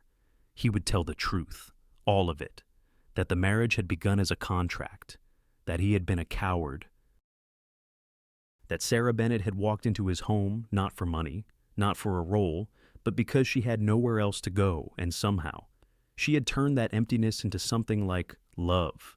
He didn't know if it would fix anything, but maybe truth could at least stop the rot that silence had left behind. He hit send, then sat back, breathing hard. The next morning, he told the boys. Ethan listened, serious as always. Oliver just frowned, his spoon forgotten in his cereal. "So, you're going to tell everyone?" Ethan asked. "Yes, even the bad parts." "Especially the bad parts," Michael said softly. Oliver tilted his head. "Will Sarah come back?" Michael hesitated. "I don't know." "Then why do it?" He smiled, weary but sincere. "Because it's the right thing, and because I don't want her to think I stayed quiet again." The boy thought for a moment, then nodded. "She'll hear you." Later that day, Michael stood in front of the mirror, adjusting his tie. The same suit he'd worn at his wedding to Lydia. The same one he'd worn the night he'd first met Sarah. The rain had stopped outside, but the clouds lingered thick and gray, as if waiting for something to break through. He practiced the words under his breath. Not as a speech, but as a confession. "I once buried love. I won't bury truth." When he stepped outside, the driveway smelled of wet earth. The car door closed with a quiet thud. For the first time in a long time, he didn't feel like running from the past. Back inside the house. The walls stood still. The faint sound of Ethan and Oliver playing upstairs drifted through the halls, tentative, unsure, but alive again. Clara wiped the counter, glancing toward the open door. "Bring her home, sir," she whispered to no one. The sun broke briefly through the clouds, spilling soft gold across the floorboards. And in that light, the house no longer looked like a prison. It looked like a promise waiting to be kept.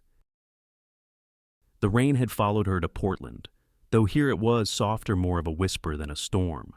It brushed against the windows of Maple Leaf Cafe, tracing tiny rivers down the glass as the morning light filtered in, pale and slow.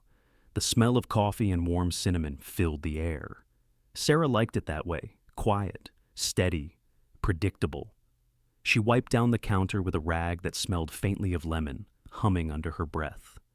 Outside, people hurried past in raincoats and scarves, their umbrellas bobbing like small boats on a gray sea.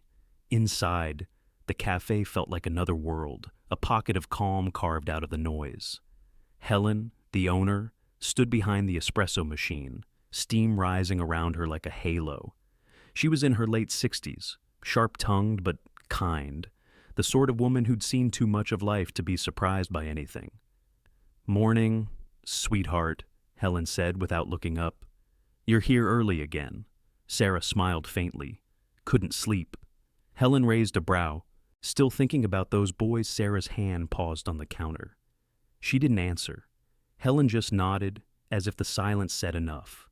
"Coffee's ready," she murmured. "Extra shot. You look like you need it." Sarah took the cup, wrapping both hands around it.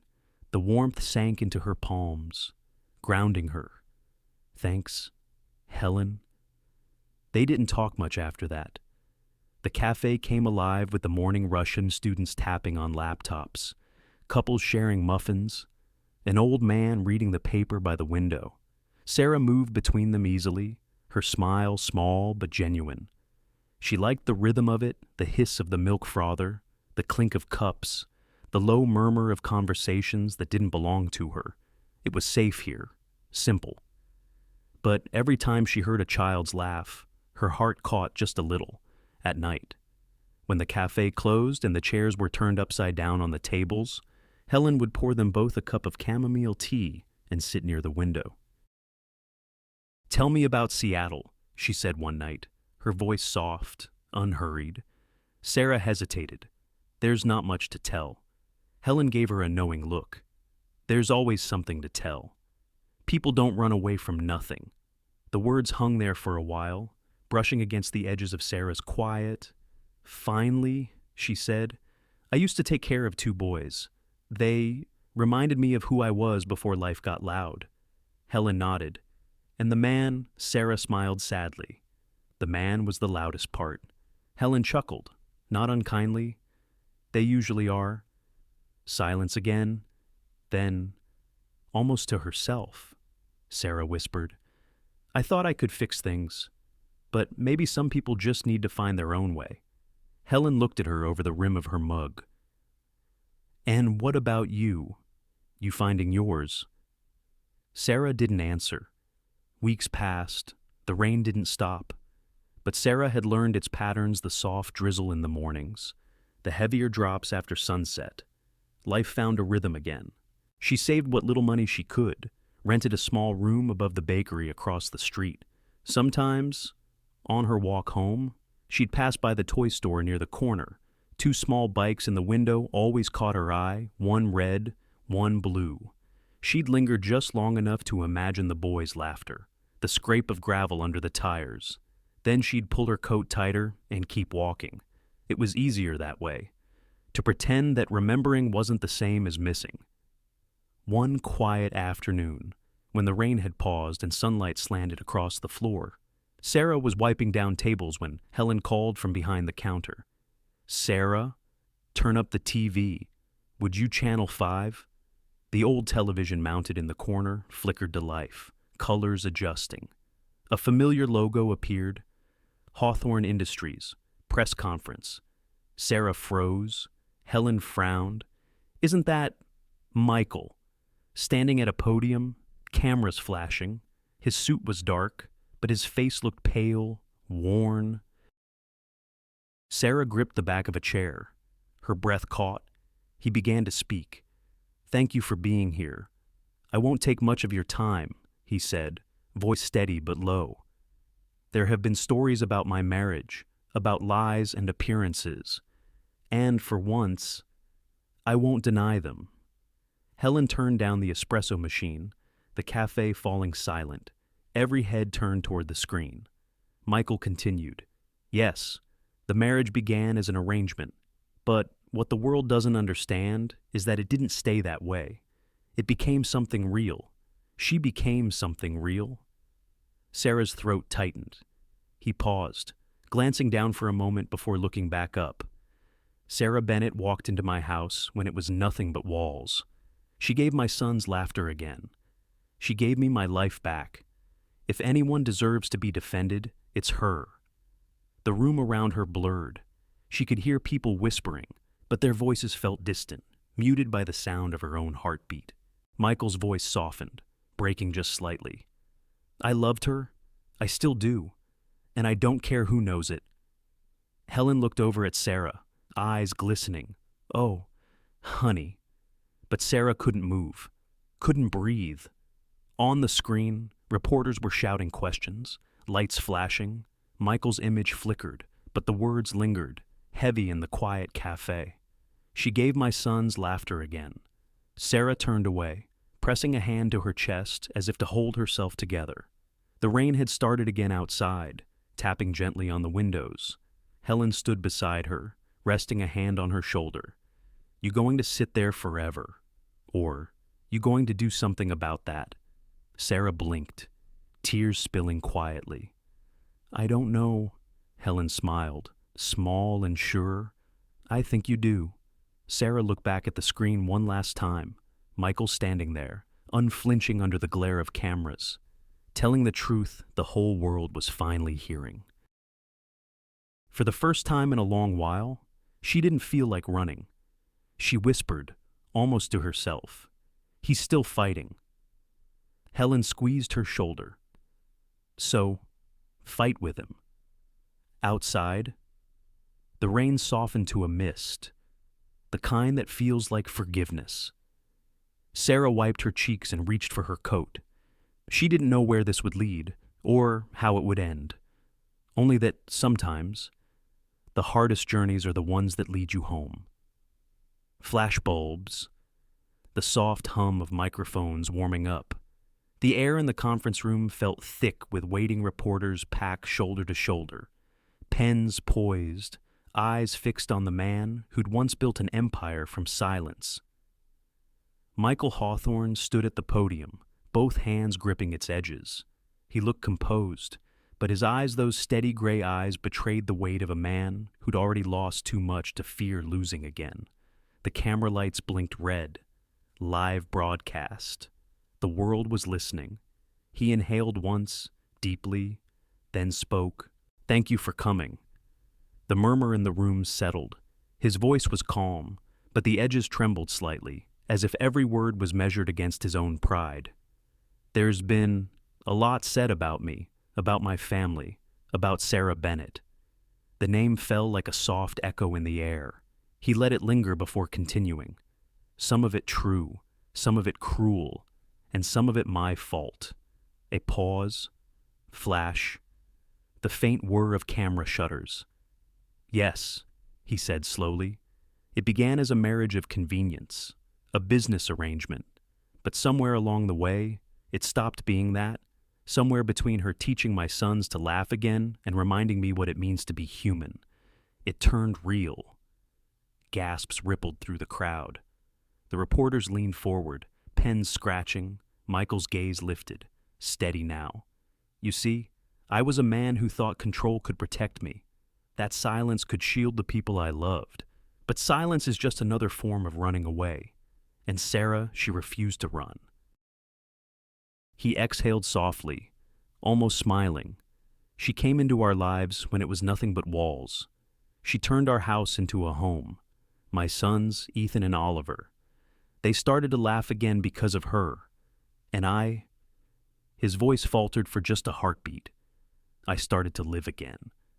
At that same moment, hundreds of miles away, inside the Maple Leaf Cafe, time seemed to stop. Customers had gone quiet. The hum of conversation faded beneath the voice coming through the television. Sarah stood frozen behind the counter, a cup half filled in her hand. The steam drifted upward, forgotten. Helen turned down the radio, eyes never leaving the screen. Michael's face filled the frame, tired, sincere, utterly unguarded. "Sarah Bennett," he said, the name firm now, like a vow, "deserves more than the lies the world told about her. She never used me. She never pretended. I was the one who asked her to play a part. But she gave me everything real." Sarah's throat tightened. The room blurred. Michael continued, the hint of a tear catching in the corner of his eye. "So, I'm saying this now, not as a CEO, not as a man trying to control a story, but as someone who finally understands what it means to tell the truth." He leaned closer to the mic, the words slow, deliberate, almost like a prayer. "I love her. And I don't care who knows." The cafe went utterly still. Helen covered her mouth with her hand, eyes glistening. A young couple by the window whispered something, one of them reaching for the other's hand. Even the old man with the newspaper lowered it slightly, his face softening. But Sarah, she didn't move. She stood rooted where she was, every muscle taut, heart pounding so hard she thought the whole room could hear it. On the screen, Michael stepped back from the podium. Reporters shouted his name, questions flying like arrows. Where is she now? Is this an apology or a confession? Do you expect her to return? He didn't answer. He simply looked up, as though searching for something beyond the flashing lights, beyond the noise. For her, Sarah's vision swam. The cup slipped from her hand, shattering on the floor. Coffee splashed across her shoes, warm and bitter, but she barely felt it. Helen rushed over, touching her arm gently. "Sarah, honey, you all right?" Her voice came out as a whisper. "He told the truth." Helen nodded, eyes shining. "He did, sweetheart, the whole truth." Sarah pressed a trembling hand to her chest. "After everything, he still loves you." Helen finished softly. "Yeah, looks like it." Outside, the rain had started again. Slow, patient, the kind that sinks into the earth instead of washing it away. Sarah walked to the door, drawn by something she couldn't name. The cool air met her skin, and she closed her eyes for a moment, breathing in the scent of wet pavement and roasted coffee. Behind her, the TV still played the sound of applause breaking through the static. Somewhere, Michael was still standing on that stage, surrounded by questions and lights. But it didn't matter. For the first time, his voice had reached her, not as a plea, not as guilt, but as truth. And the truth had a way of finding its way home. Helen joined her at the doorway, wiping her hands on her apron. "So," she said lightly, "what now?" Sarah stared out at the rain. Cars passed in a blur, their headlights like fleeting stars. She didn't answer right away. Finally, she said, "I don't know, but I think I need to stop hiding." Helen smiled. "You know where he is." Sarah nodded. "I do." A long pause. Then she turned back toward the cafe, grabbed her coat from the hook, and slipped her arms into it. The fabric smelled faintly of cinnamon and rain. Helen called after her, "Go on then, before the rain stops." Sarah smiled through her tears. "Maybe I'll let it guide me this time." Back on the TV screen, Michael stood under the harsh lights, the press still shouting his name, but for the first time, he didn't flinch. He looked straight into the camera, the faintest smile tugging at his lips. "If you're listening," he said softly, almost under his breath, "come home." Sarah stopped just outside the cafe door. The words reached her through static and distance, but they landed like a heartbeat. And in that moment, beneath the steady rhythm of rain, she knew home wasn't a place, it was a person. The bell above the cafe door rang softly. Sarah looked up, a towel still in her hand, mid-swipe across the counter. For a heartbeat, she thought she was imagining it the shape in the doorway, framed by gray light and drizzle. But then he stepped inside, Michael, the same dark coat, the same stillness. Only his eyes were different, tired, uncertain, as if he'd forgotten how to belong anywhere. The cafe was nearly empty. Just the hum of the refrigerator and the soft clatter of a teaspoon in someone's cup. Helen, behind the counter, froze for a second, then gave Sarah a look, half apology, half encouragement, before quietly slipping into the back. They were alone. He took a few hesitant steps forward. "You look well," he said softly. Sarah's voice came out steady, sharper than she meant. "You shouldn't be here. I had to be." She turned away, busying her hands with the same clean spot on the counter. "You think one press conference fixes everything? I didn't do it to fix anything." She laughed, low and bitter. Then, why to tell the truth? Sarah looked up at him then. Really looked the way his hands trembled slightly, the crease between his brows, the exhaustion carved deep around his mouth. For a moment, she wanted to reach out, to touch the truth he carried, but pride was an old friend, and it stepped between them. "You can't fix a heart with a press conference," she said quietly. He nodded, taking the blow. "I know." Silence filled the room again. Outside, the rain gathered on the windows, tracing slow paths down the glass. He took another step closer. "Then tell me how—" "Sarah, tell me what I have to do." She swallowed hard. "You can't just—" But he didn't let her finish. He sank to his knees right there on the cafe floor. The sound of it, his knee against the old wood, was soft, almost reverent. "Then tell me how," he repeated. "Tell me what I can do to make it right, because I can't go back to that house knowing you're not there. I can't walk by their rooms and hear silence again. I can't." His voice cracked. He stopped, drew a slow breath.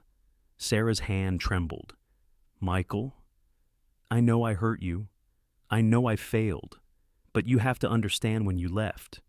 Everything stopped. The boys stopped laughing. The music stopped. Even the air in that house felt wrong."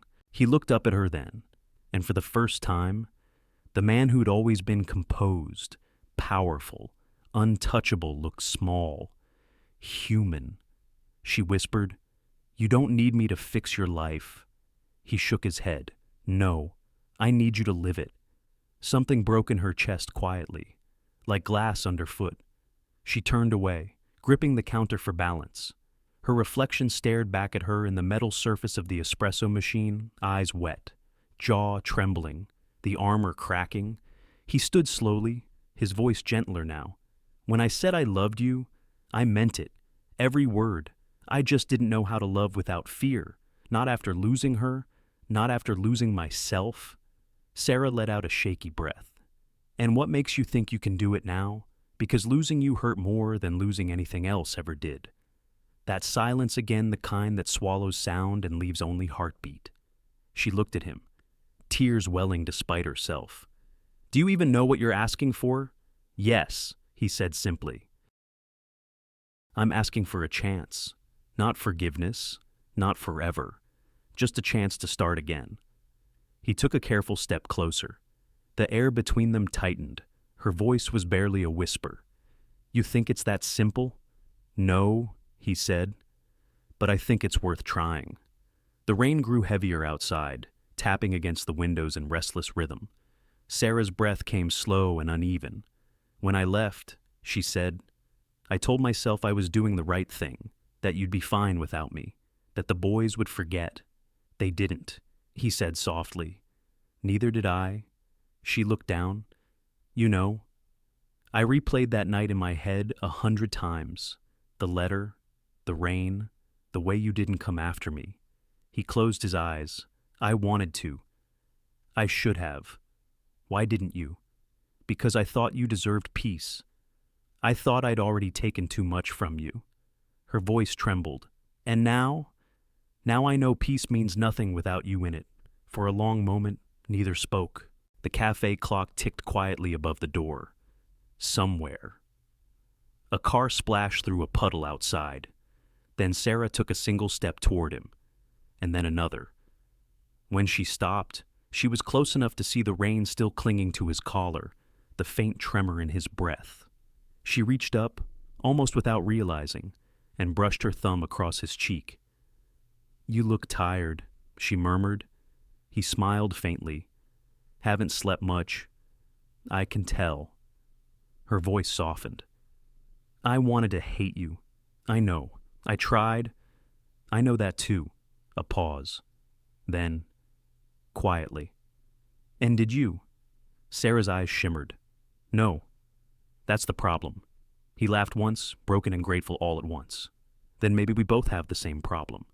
Her laugh joined his, soft and teary, like something fragile finally exhaling. He took her hands in his. "Sarah Bennett, I don't deserve another chance, but I'll spend the rest of my life earning it if you let me." She hesitated, her pulse beat in her throat. And then finally, she stepped into him. The embrace came slow, like dawn breaking after too long in the dark. Her head fit against his chest, his arms wrapped around her as if afraid she might disappear again. The world outside blurred into rain and gray light, but here, in the small hum of the cafe, it felt like everything stopped. Sarah whispered against his shoulder, "You still smell like cedar and rain." He smiled into her hair. "And you still save me without even trying." They stood that way for a long time, silent, breathing the same air, hearts finding the rhythm they'd both forgotten. When they finally pulled apart, her eyes were wet but steady. "So," she said softly. "What now?" He took her hand, his thumb tracing gentle circles across her skin. "Now," he said, "we go home?" She nodded, a small, trembling smile forming through her tears. Outside, the rain began to ease, sunlight struggling through the clouds. Helen peeked through the kitchen doorway, wiping her eyes with her apron, and whispered, "It's about time." Sarah turned toward the window, watching the rain fade into a mist of gold. She breathed out, calm and certain for the first time in months. "Home," she said quietly. "That sounds right." The gates opened slowly, creaking as if even the metal itself remembered her. Sarah sat beside Michael in the car, her hands clasped tight in her lap. The long driveway stretched ahead, wet from last night's rain, lined with tall oaks that seemed to lean closer as they passed. She could see the house now, the Hawthorne estate standing proud and quiet against the pale morning sky. It looked the same, and yet it didn't. When the car stopped, she didn't move right away. Her breath fogged the glass as she whispered, almost to herself, "I never thought I'd see this place again." Michael turned toward her. "Then let's make sure it feels different this time." The front door burst open before she could reply. Two small figures ran down the steps, Ethan and Oliver feet pounding against the wet stone. "Mom," Oliver shouted, his voice breaking with joy. She barely had time to open the door before they crashed into her, arms wrapping around her waist, faces pressed against her coat. Ethan was crying openly, his shoulders shaking. Oliver kept saying her name again and again, like if he stopped, she might vanish. Sarah knelt, pulling them both close, kissing their damp hair. "I missed you so much," she whispered. So much." Behind them, Michael stood still, watching. For a moment, he didn't say anything. He didn't have to. The sound of laughter, the kind he hadn't heard in months, filled the cold air, and something inside him loosened, inside. The house felt alive again. The smell of cinnamon and soap, the clatter of dishes, the dog barking somewhere down the hall. Sarah's suitcase sat by the door, but no one rushed to move it. They just wanted her there. Ethan tugged her hand. "We made you something?" He pulled her toward the kitchen, where a crooked banner hung across the window. "Welcome home." The letters were uneven, one hanging by a single piece of tape. The table was covered in flour, pancake batter, and a mess of sprinkles. Sarah laughed, covering her mouth. "Oh my goodness." Oliver grinned proudly. "We tried to make pancakes like you do." Dad burned the first 3. Michael lifted a brow, pretending to protest. "I was testing the stove." "Sure you were," Sarah teased, eyes glinting. The children burst out laughing, and the sound filled the house with something warm, something whole. For a moment, Sarah just stood there, hands still dusty from flour, hair falling loose, and realized the silence that once haunted these walls was gone. Completely gone. Later, after the boys ran off to play with the dog, Sarah found herself standing in the study. The fireplace crackled softly. On the desk lay a single sheet of paper, the contract that had once bound her to this house, this man, this fragile arrangement. Michael came in quietly, holding 2 mugs of coffee. He set one down beside her. Her eyes drifted over the words she remembered so well cold. Businesslike, impersonal. "Funny," she said, her voice gentle. "I used to think this was protection. Now it just looks like fear on paper." He nodded. "It was." She looked up at him. And now Michael picked up the contract, folded it once, then tore it clean in 2. The sound of paper ripping was soft, almost graceful. He let the pieces fall into the fireplace, where they curled and caught flame. "No more deals," he said. "Only love." Sarah stared at the fire for a long moment, then smiled. "You sure you can handle that?" He stepped closer, his smile faint but sure. "I've had worse challenges." Her laughter quiet, free melted the last of the cold between them. Evening settled slowly over the lake. The kitchen glowed gold in the light of the setting sun. The boys were at the counter, covered in flour again, arguing over who cracked the better egg. Michael tried to supervise, but his tie was already dotted with pancake batter. The dogs circled their feet, waiting for something to drop. Sarah moved among them with ease, tying aprons, wiping small faces, humming under her breath. The air smelled of sugar, butter, and warmth. Michael turned to flip a slice of toast, and the smell hit first. Burnt. Sarah laughed out loud. "You still burn toast." He turned, mock offended. "It's a tradition now." The boys giggled. Dad's smoke alarm toast. Sarah shook her head, smiling so wide it hurt. For the first time in what felt like forever, laughter didn't feel borrowed. It felt like home. When the kitchen finally quieted, the boys asleep upstairs, Sarah stood by the window with a mug of tea. Outside, the lake shimmered faintly under the moonlight. Michael joined her, slipping his arm around her waist. "You okay?" She nodded, resting her head against his shoulder. More than okay. The silence between them was soft, comfortable. "You know," she said after a moment, "I used to think this house hated me." He chuckled quietly. It probably did. But now he looked out the window, watching their reflections in the glass. Now it's grateful. Sarah smiled. "Grateful for you," he said, "for bringing it back to life." In the distance, the grandfather clock chimed softly. The smell of vanilla lingered in the air. Sarah closed her eyes, breathing in the sound of peace, the tick of the clock, the crackle of the fire, the faint giggle from upstairs where the boys were supposed to be asleep. It wasn't perfection. It was better. It was real. She whispered, "I never thought I'd find my way back." Michael kissed the top of her head. "You didn't. You built it." She turned to him, eyes bright with the kind of joy that doesn't need to be spoken. "Home again," she said softly. He smiled. "Home again." The fire crackled, the lake shimmered. Somewhere upstairs.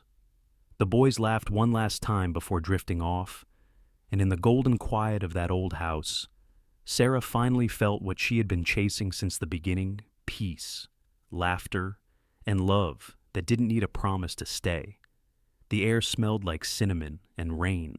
It was autumn again, the kind that painted everything gold and rust and made the world feel like it was holding its breath before winter. The Hawthorne garden had never looked so alive. Rows of maple trees lined the edge of the lawn, their leaves flickering in the wind like 100 tiny flames. Sarah stood just beyond the archway, her hands trembling slightly around the bouquet of white lilies. Behind her, Helen fussed with the hem of her dress. "Hold still, sweetheart," she said with a grin. "You'd think this was your first wedding." Sarah laughed softly. "Feels like my first real one." Helen smiled. "Then it is." From the distance came the sound of laughter. Ethan and Oliver, their voices bright as they chased each other around the chairs. Michael's voice followed, calm and steady, asking them to slow down, though everyone knew they wouldn't. The sunlight filtered through the maple branches, scattering over the grass, over the white chairs filled with the few people they loved and trusted. There were no photographers shouting for poses, no polished crowd, just warmth, just the sound of leaves, and hearts that had already been through enough to know what mattered. When the music began soft, played on an old piano brought out to the yard, Ethan came running back, his little face flushed with excitement. "Mom, it's time Oliver took her hand. Come on, we practiced this." Sarah's throat tightened. "I know, baby." They each took an arm, one on each side, and together they began to walk down the narrow path of grass, scattered with red and gold leaves. The crowd rose, some smiled, some wiped tears. The wind carried the faint sound of laughter and the scent of the lake beyond, and there, at the end of the path, stood Michael. No tuxedo. Just a dark gray suit and that familiar nervous smile, the same one he'd tried to hide every time life scared him just a little. His eyes found hers, and in that instant, the noise around them seemed to fall away. She took a slow breath, step by step, closer. When she reached him, the boys let go and ran to stand by Helen, who was already sniffling behind a tissue. Sarah looked up at Michael. "You sure about this?" she whispered. He smiled, the kind that reached his eyes. "I've never been more sure of anything." The efficient, a kind neighbor from the town, cleared his throat with a smile. "We're gathered here not to start something new, but to honor something that already began a long time ago.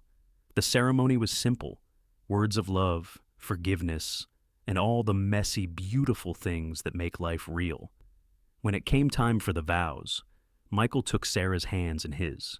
His voice was low, a little unsteady. "You needed a home," he said, "and I needed a heart. Now we have both." Sarah's eyes filled before she could stop them. She squeezed his fingers. "You once told me love wasn't practical," she whispered, smiling through the tears. "Guess we proved you wrong." The guests laughed gently. When they kissed soft and sure, this time the wind caught the maple leaves and sent them swirling through the air. For a moment, the whole world seemed to glow. Later, as the sun began to slip behind the trees, the small gathering turned into laughter and warmth. The boys ran barefoot across the grass, their pockets full of petals.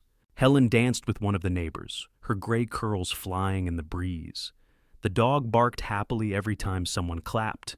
Sarah sat at one of the wooden tables, her shoes off, watching it all unfold. Michael joined her, 2 cups of cider in hand. He handed her one, then sat quietly beside her. For a while, they didn't speak. They just watched. The light through the maple branches shimmered, turning everything amber and soft. It hit Michael's face in just the right way, half in shadow, half in warmth. She smiled. "You know, I used to think this place would always feel like a cage." He looked around at the garden, the laughter, the boys chasing the last of the light. And now she turned to him. Now it feels like grace. He reached for her hand, lacing his fingers through hers. "That's what love does, doesn't it?" Sarah tilted her head, eyes soft. "What's that? Makes broken things beautiful again." As twilight deepened, the crowd began to drift away, one goodbye at a time. Helen hugged them both, her eyes wet. "You two better make it work," she warned playfully. "I'm too old to help fix another love story." Sarah laughed, holding her close. "We'll try not to need saving again." The garden was quiet now, the last light of day settling like a sigh across the water. Ethan and Oliver had fallen asleep under a blanket near the porch steps, their hands still clutching small maple leaves. Michael looked down at them, then at Sarah. "You know," he said softly, "they used to ask when you were coming home. Every night." Sarah brushed a strand of hair from her face, her smile trembling. "I guess I just needed to find the road back." He nodded. "You did." She leaned her head on his shoulder. The warmth of him, the scent of rain still clinging to his jacket, the quiet hum of the lake, it all felt like a song she'd known forever, but forgotten how to hum. They sat in silence for a long time. The stars began to appear, faint and shy through the thinning clouds. The wind rustled the maple leaves, sending a few tumbling onto the grass beside them. Michael picked one up, turning it over in his hand. "Funny thing about fall," he murmured. "Everything's letting go, but it still looks like beauty." Sarah smiled at that, eyes glimmering. "Maybe that's what we are too." He looked at her, a quiet laugh in his chest. "What falling?" But finally, into the right place. The garden lights flickered on, bathing them in soft gold. Somewhere, an owl called from the trees. The world felt still again. Sarah's gaze drifted upward, to the canopy of maple leaves catching the last of the dusk. The red, the gold, the fading light. They seemed to whisper something she couldn't quite name. Maybe it was gratitude. Maybe it was peace. She exhaled slowly, the sound more like a sigh than a word. "We made it." Michael squeezed her hand. "We did." The wind picked up once more, swirling a few leaves across the ground, and Sarah smiled as one brushed against her wrist. Light as breath. For the first time in a long time, she didn't feel broken anymore. She felt whole. And as the stars came alive above the maple trees, her voice soft, steady floated through the quiet. Sometimes, she said, half to herself, half to the night, life breaks us just enough to let the light in. The wind stilled, the lake shimmered, the house behind them glowed warm and alive, and somewhere in the hush between heartbeats, the world finally felt complete. At its heart, this story is not just about love, it is about healing. It reminds us that life has a way of breaking us open, not to destroy, but to teach us how to feel again. Through Sarah and Michael, we see that forgiveness is not forgetting the past, but allowing it to soften us instead of hardening us. The walls we build to protect ourselves often keep out the very warmth we long for. Sometimes, we need to lose our way to truly understand what home means, not a place, but the people who make us feel safe enough to be ourselves. For those who have lived long enough to know both joy and loss, this story whispers a gentle truth. It is never too late to love again, to begin again. Pain, when faced with kindness, becomes wisdom, and love, even after being broken, can return in quieter, deeper forms. Like autumn leaves, we may fall, but even in falling, there is grace. Thank you so much for spending your time with this story. If it touched your heart or reminded you of something beautiful in your own life, we'd be truly grateful if you could show your support. Please like, share, and subscribe to the channel. Your engagement helps us continue creating heartfelt stories that bring warmth, reflection, and hope to every listener. Stay with us for more tales about love, healing, and the quiet miracles of everyday life.